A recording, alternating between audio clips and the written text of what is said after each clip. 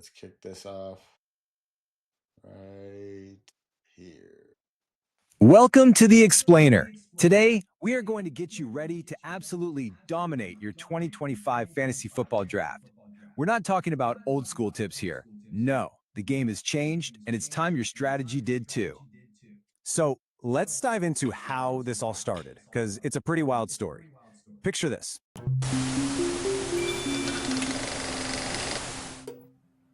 It's 1962. A few guys are in a New York City hotel room trying to figure out one thing: how to make watching their awful 0-13 Oakland Raiders even remotely interesting. From that simple idea, the first league was born, and it stayed this tiny niche thing until it exploded. I mean it. From that one little league trying to make bad football watchable, the game has turned into this massive cultural phenomenon. We're talking over 62.5 million people playing in the US and Canada. It's a huge industry built on bragging rights, rivalries, and of course, a ton of data. But passion alone isn't going to win you a championship. You need a rock solid plan. So here's our roadmap for today. We're going to get into the psychology of it all, the huge shift in player values, your specific game plan, how to manage risk, and then the grand finale, how to nail it on draft day. So really, what is it about this game that gets us so hooked? Let's kick things off by digging into the psychology behind it and the one single most important rule that literally shapes every single draft strategy out there. But here's the crazy yes to that 10th league invite, right? Now this brings us to the absolute golden rule of fantasy. You This cannot is what I have a wanted T to see. one-size-fits. This is one of the part I wanted T to see to catch up with in here too, Okay. because I noticed the guys this year asked him if we could convert from standard from where we are now to PPR. And even right here, he's going to talk about how most leagues are converting from standard to PPR. And I didn't know if everybody knew the difference. So this is the difference between the two biggest parts of the league right here. Usually it is standard, and this has to deal with scoring. PPR stands for point per reception. hmm Okay, so just like it says right here, standard touchdowns and yards are a king. You really get scored by how many yards and touchdowns it is, and we'll go over that in the video I show you later. And PPR means every time they catch, it's a point. Yeah, you can And ratchet he'll them up. explain it here. I get it. Yeah. Yeah. I In a like that. standard I like league, that more though. Yeah, which is why, like, yeah, you see it starts to explode kind of in popularity. Everybody's starting to lean towards going PPR now. Yeah. It's a pass happy league, like the video is going to explain too. it shows you just how big of a deal that one little rule is. See that reception roam? To a full point. That one change completely flips player values on their head, and it's the foundation of every modern draft strategy. But that scoring change? That's only half the story. See, when you mix that with how the actual NFL has changed, you start to realize, yeah, the old way of drafting just doesn't work anymore. Here's the new reality. Elite wide receivers are the bedrock of a championship team now. The NFL is a pass-happy league, which means top receivers give you a super safe, high-volume scoring floor every week, especially in PPR formats. Meanwhile, that old-school workhorse running back, he's basically a dinosaur. It's all committees now, and the position itself is just way, way riskier. And this whole shift has created something that the experts call the RB dead zone. This is that stretch of the draft, maybe rounds 3 through 6, where people traditionally grab their second running back. But the data is crystal clear. These guys bust at a crazy high rate. It's a minefield, and you have to know how to get through it.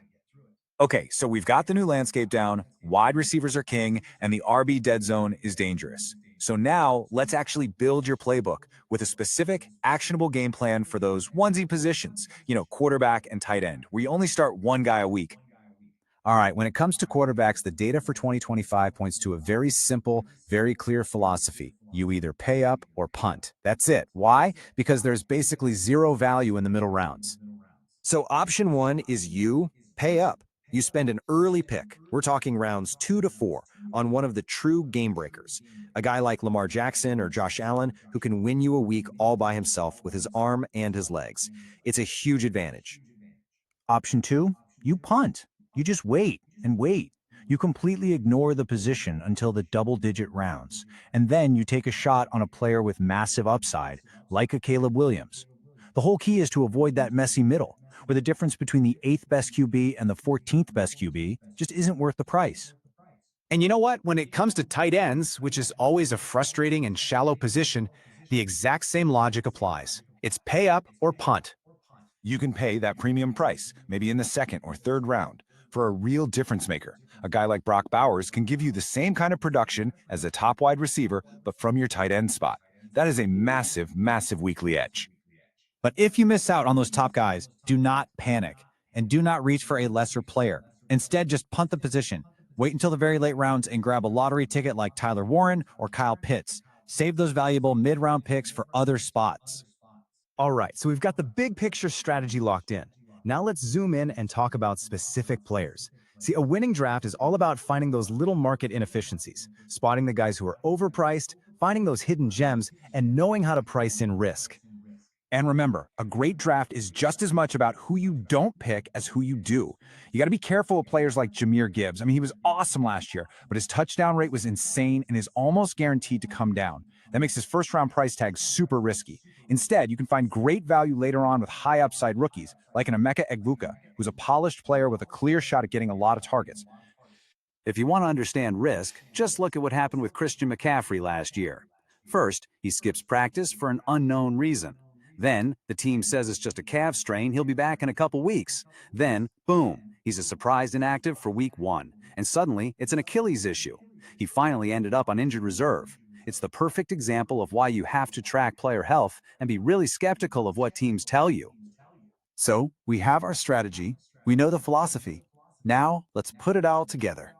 Let's talk about what to do when you're on the clock and the pressure is on. Okay, one of the moments that makes people panic the most in a draft is a positional run. You know, when like 4 or 5 teams in a row all draft a running back. The key is, do not join them. Don't panic. Instead, you pivot. You have to realize that your league mates are now reaching. They're taking lesser players just to fill a spot. So you zig while they zag. Grab that elite wide receiver or tight end that they're now ignoring and just scoop up all the value that is falling right into your lap. So, there you have it. The 2025 playbook is all about grabbing those elite wide receivers early, embracing that pay up or punt strategy for your quarterback and tight end, and being super careful in that RB dead zone. At the end of the day, preparation is everything. From your very first pick all the way to streaming your kicker in the last round, this is your blueprint. So the only question left is, can you handle the pressure when you're on the clock?